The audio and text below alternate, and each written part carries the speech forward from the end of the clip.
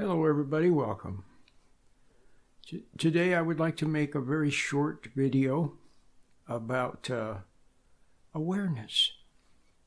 And I want you to understand something very simple, and that is that when your consciousness, when your awareness is captured, you're at a disadvantage. The other person or thing is basically in control of your consciousness.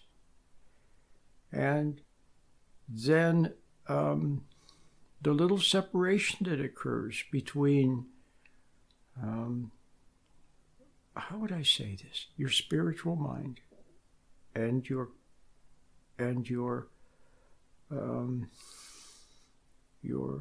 attentiveness.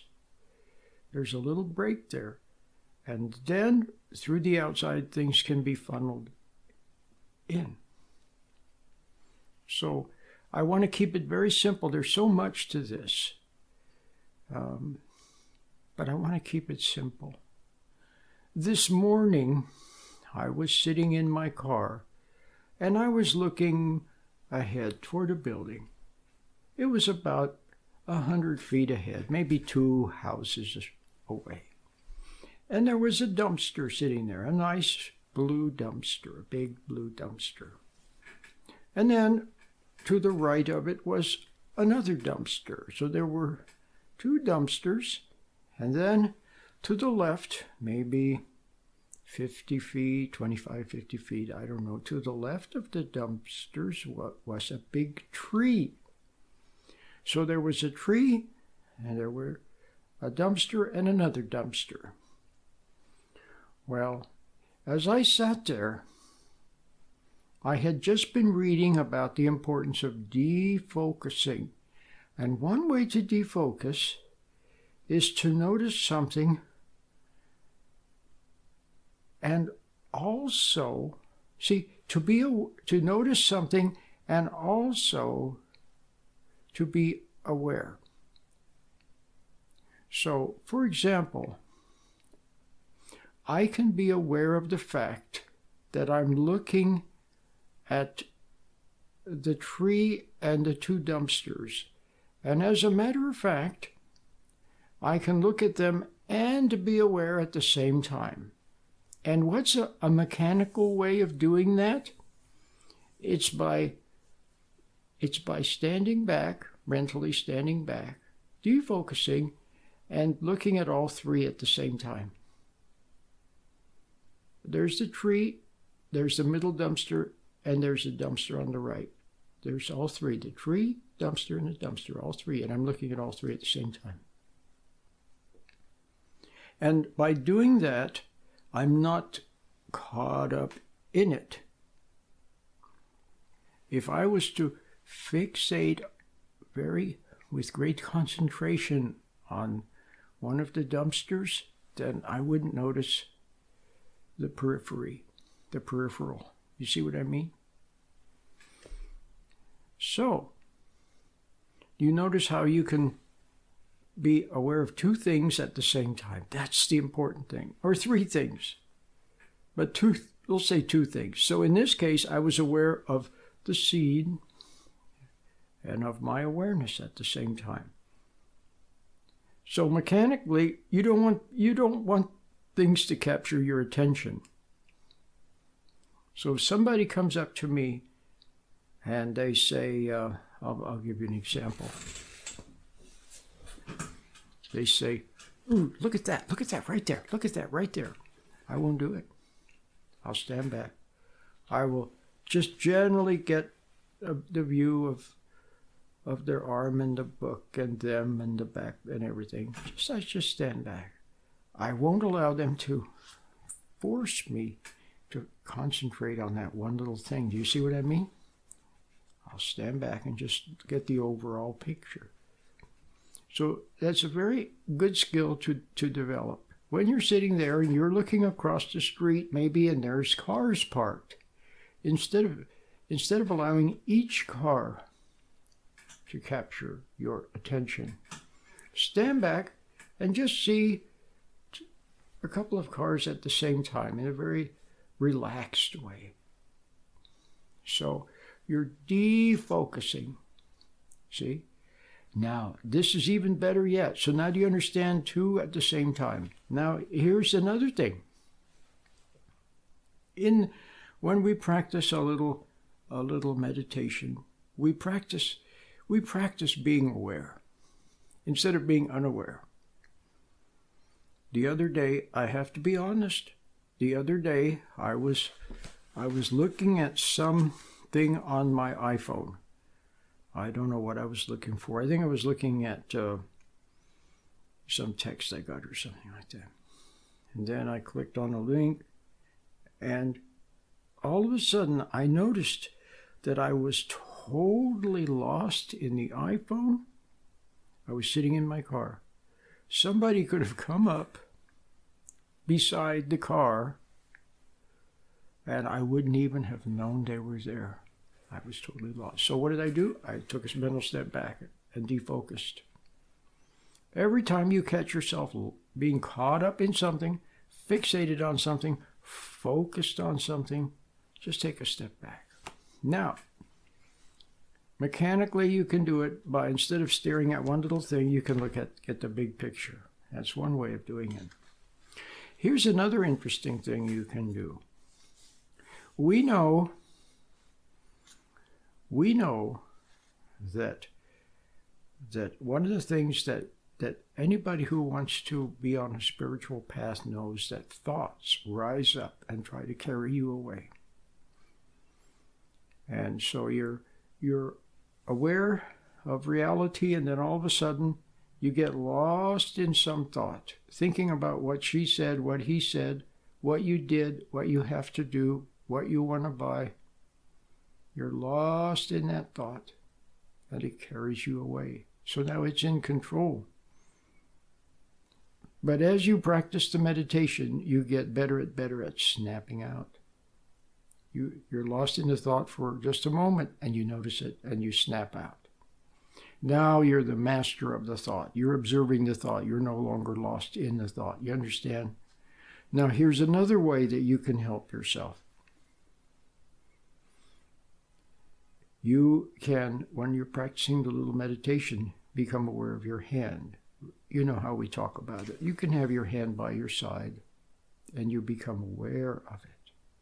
And when you close your eyes, it helps you to not be distracted. See, what is a distraction but something that captures your attention? So you don't want your attention to be captured. So it helps to close your eyes. You don't have to. In fact, you can walk around and be aware of your hand. But that's what I'm leading up to. Let's just start now with your eyes closed, and you are aware of your hand. When you give your attention, see, it didn't capture your attention. You are giving your attention to your hand, and then you can begin to notice maybe one finger at a time, let it and so it tingles a little bit. You become very aware of your thumb, and it begins to tingle a little bit when you notice it. You're very aware of your first finger, like that. Eventually you're aware of your whole hand. You feel your hand. You feel your awareness of your hand, and it helps if your eyes are closed. All right. So now your eyes are closed and you're aware of your hand, which is very beautiful. You are giving your attention to your hand. Your poor old body, you've abused it quite a bit, haven't you? You've eaten the wrong food. You've overworked. When you should have gotten exercise, you didn't. And then when you did, you overdid it. And you've abused your eyes and your ears with music that's too loud. And you haven't eaten right, and so on. Your poor old body. And then you don't pay attention to it. But then eventually it cries out for help, doesn't it? Eventually you get a headache or an eye ache or a tummy ache or something. Your body is crying out for a loving attention. So now you're just practicing giving a loving attention to something, your hand. All right, so now you're doing that, and then what's going to happen? Something comes to try to distract you. It wants to come between your communing with your body. It wants to take you away from awareness and carry you away, some thought. So now there's the thought, and it wants to carry you away. You notice the thought, and at the same time, you are aware of your hand. You notice the thought, and you are aware of your hand. It anchors you in the present, and by doing so, the thought is there, but it doesn't capture your attention. It doesn't capture your awareness. Do you understand? You are still giving your attention to your hand, and there's the thought. And you notice it. You see? And then it goes away. And then another thought comes in, you notice it. But you continue to be aware of your hand. Do you see? So it's like two things at the same time. You give your attention to your hand instead of your attention, your awareness being captured by the thought and taken away. So I don't know if I did a very good job. Maybe I made it, maybe I didn't, wasn't totally clear on it. The bottom line is you don't want anything to capture your attention. You want to give your attention. So sometimes somebody from your family will come. They come and they try to get your attention. Well, as a good parent, as a good mom, as a good dad, a good husband, a good wife, all right, you give your attention. You love, instead of resentfully, or allowing them to carry you away with some issue, some problem, then you get all wrapped up in it. You hear what they say, and then you respond appropriately. In other words, you give your attention. It's a big difference from having it captured. You understand? So I don't know if I made my point, but I think I did. Across the street, there's 3 or 4 cars. Instead of getting lost in one car, just stand back and notice 2 at the same time. Notice 2 trees at the same time, 3 trees at the same time, a car and a tree at the same time. Practice that. And when somebody's there and they have some useless argument, they're trying to pull you into something, just stand there and be aware of your hand and their voice. And there they are, they're talking. It's almost like somebody said so cleverly, they're like a talking piece of furniture. They're just talking, and you're noticing your hand. They're trying to upset you. They're trying to get you involved. They're trying to get to you somehow, and somehow you just don't get involved. You're aware of your hand. And if anything is required, or if there's something meaningful there, you'll know, your awareness will take note of it. Otherwise, what they say goes in one ear, not the other. So being aware of your hand is very important. Being able to stand back and get the big picture is very important.